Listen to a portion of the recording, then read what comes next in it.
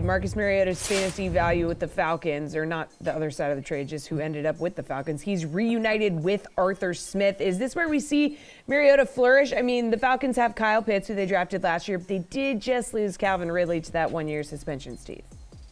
Boy, I mean, what a segment. Like, so many great things to talk about here, right? Marcus Mariota, now the quarterback for the Falcons. Who does he have to go to? I know Cordell Patterson is coming back. That's good news. There's Kyle Pitts, but they lost Calvin Ridley.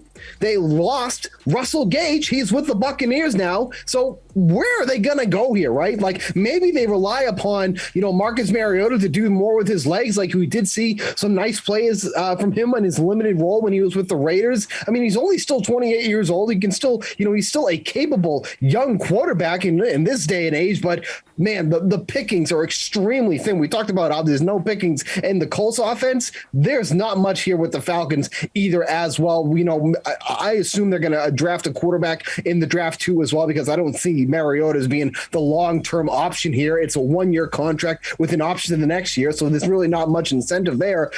I just don't see where Mariota is going to find success in this offense when they're most likely going to be using Cordell Patterson as their number one weapon overall, which is fine. There's nothing wrong with that. But when it's after Patterson, boy, does it get thin real quick. Yeah, Geoff, Atlanta signed Mariota to a 2-year deal, reportedly for $18.7 million. Like, how do we feel about this? Do you think they're going to sign a quarterback in the draft, or do you think they're going to be like, let's try and develop Mariota here?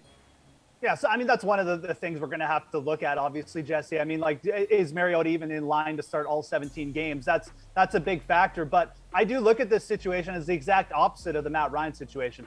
This is potentially a very good fantasy landing spot for Marcus Mariota, and you should be keeping an eye on him like late in season-long fantasy drafts. Look, it was only 2 years ago. Jalen Hurts took over for Carson Wentz on a terrible Eagles squad, and what did he do?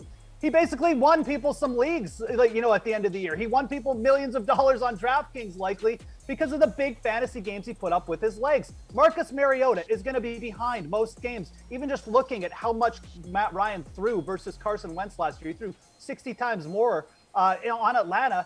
It's going to be the same thing for Marcus Mariota. This team does not have a good defensive line. They're like last in sack rate last year. Marcus Mariota is going to be dropping back a ton. They are going to have him use his legs more, in my opinion, because that's the strongest part of his game. And they just don't have any wide receivers. So I actually look at this as a very good fantasy landing spot for Marcus Mariota.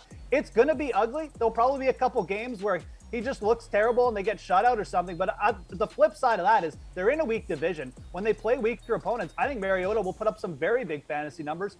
And I'm pretty bullish on him if he gets that starting job as like someone with a late round to use on a late round quarterback selection, especially if you're into that kind of thing and waiting on QBs in fantasy drafts.